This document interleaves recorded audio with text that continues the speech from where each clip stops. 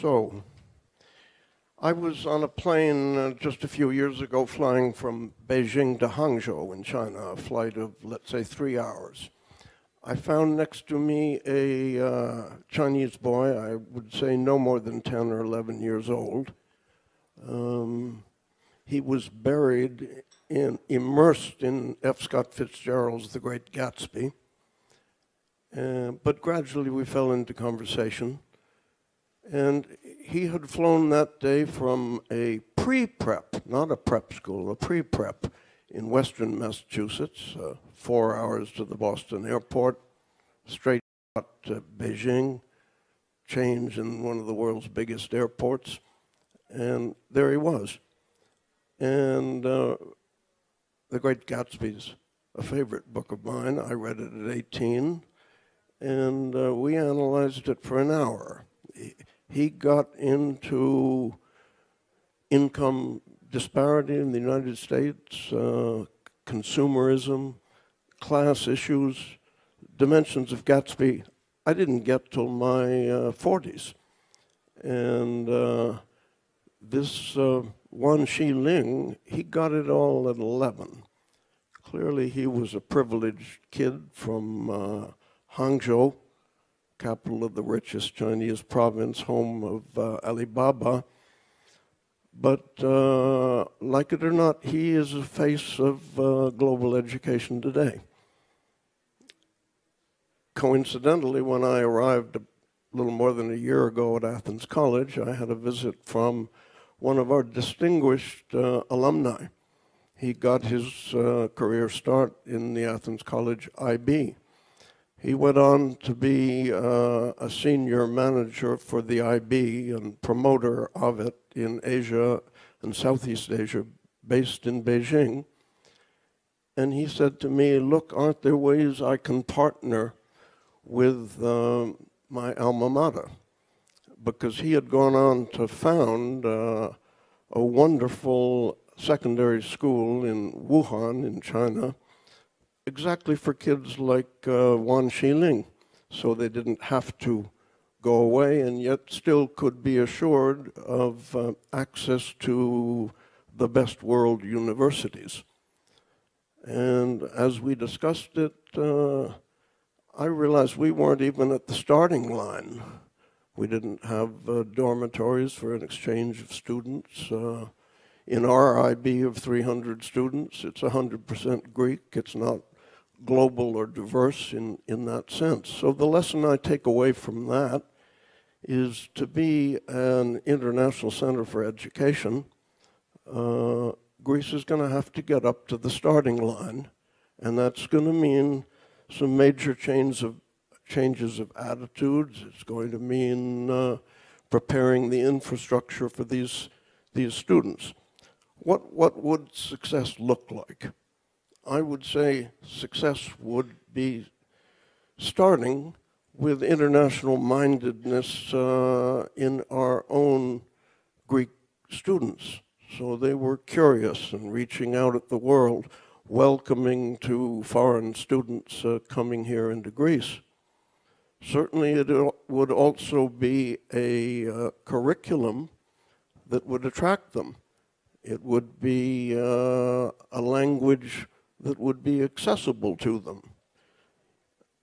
Kathy Marini reported a week or so ago, and I need my reading glasses for that Greece is third in the world in terms of online searches for foreigners for global destinations. And it topped out in July 2018 at 3.8 million foreign arrivals. That's huge, but it's a paradox that has not spilled over to the foreign student side. So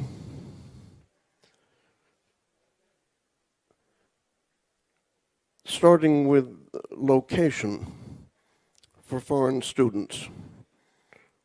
and thinking about Athens College, we had 6 dormitories for years and years for up to 200 students. But in the 80s, under pressures from then government towards private schools, those were all repurposed in the 80s.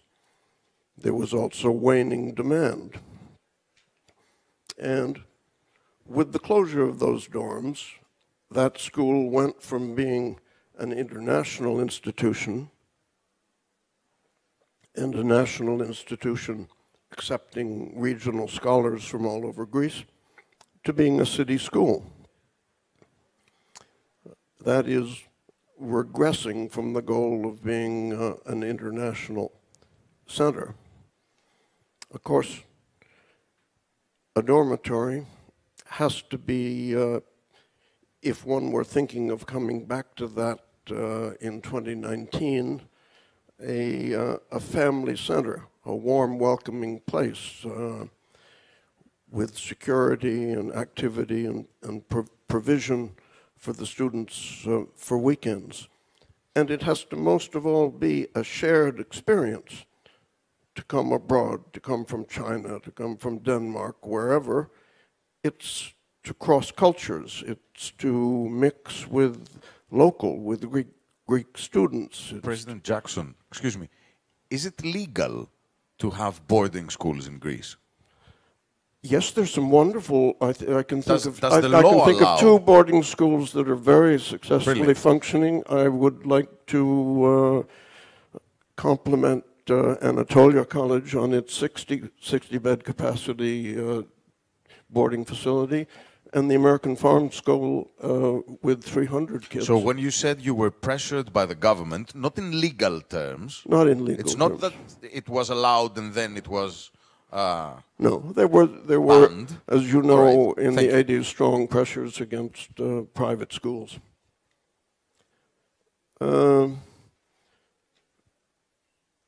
My bias is, of course, for the private sector. I'm a product of private elementary, secondary, and university education. So I'm skeptical that public institutions can transform into a welcoming atmosphere for foreign students. I think that is particularly true in a country with rigid curriculum and language restrictions. Nor is it going to work to have ghettoized institutions for foreign students. It doesn't check the box of global cross-cultural understanding. The purpose of an international education is clearly to share across cultures. I think that a private and non-profit institution is much more likely to have the ability and the flexibility to do that. And I think the operative word there is non-profit. That is, that the primary consideration is not putting money into marketing and outreach and the bottom line, it is the academic quality.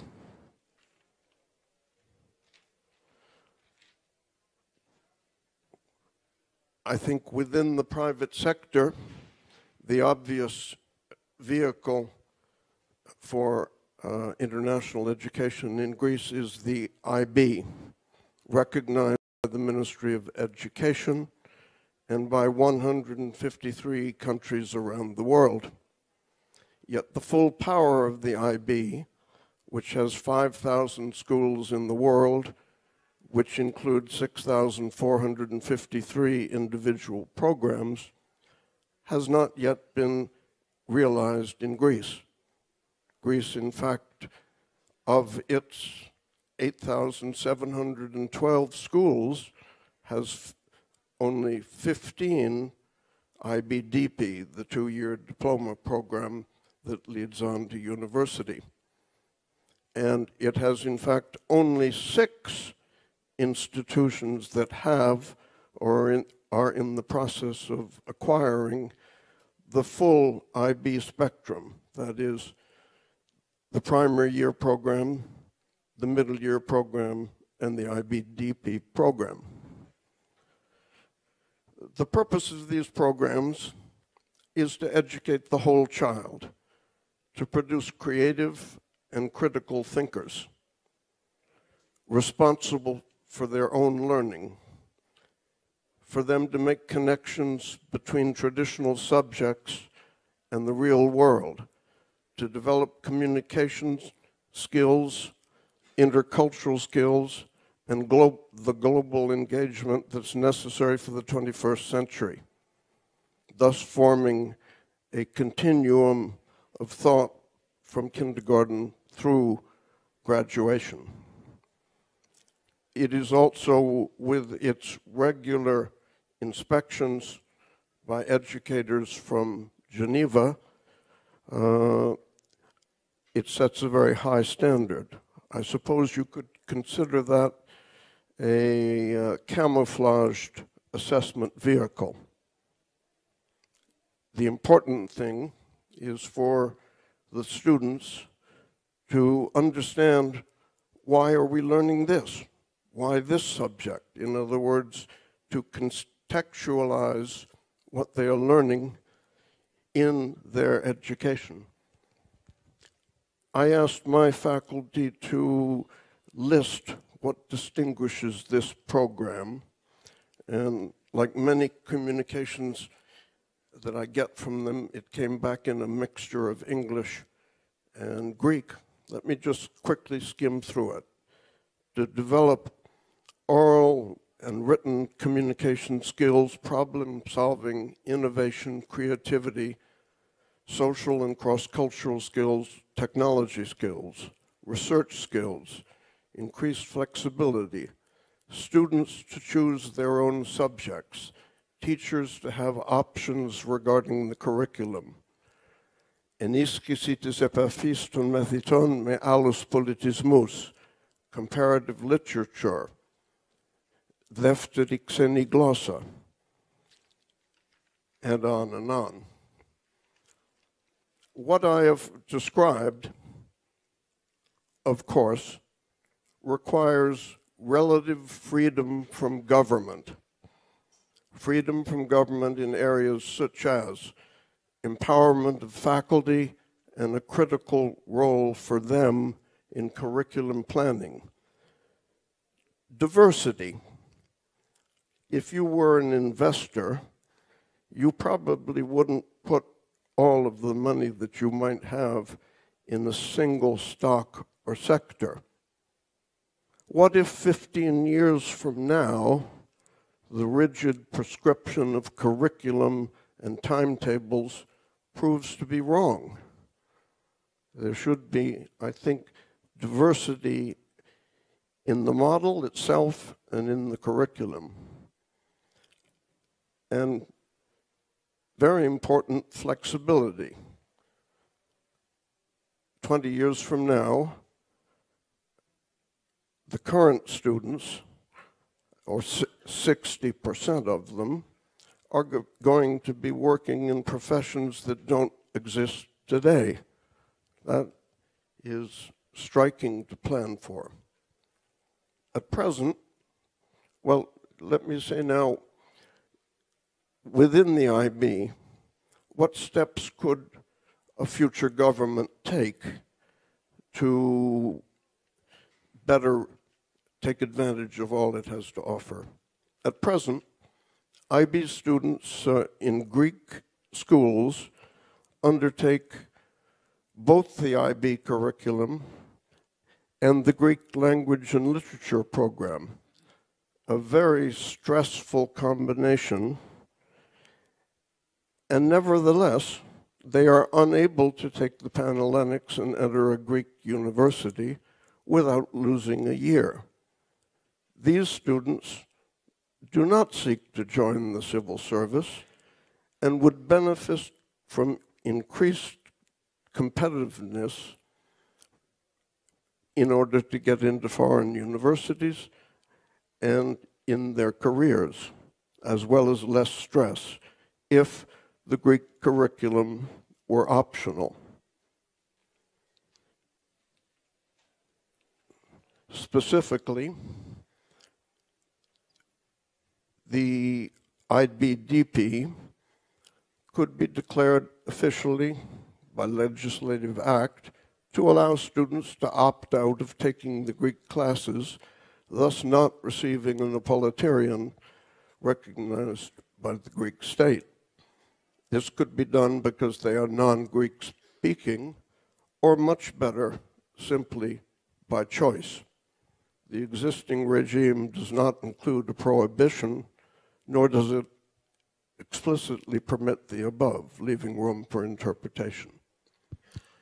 It could also consider the need to officially, that is by law, allow evaluation of faculty conduct within the private and ideally also public schools, and to simplify the legal framework relating to labor law issues of private school educators.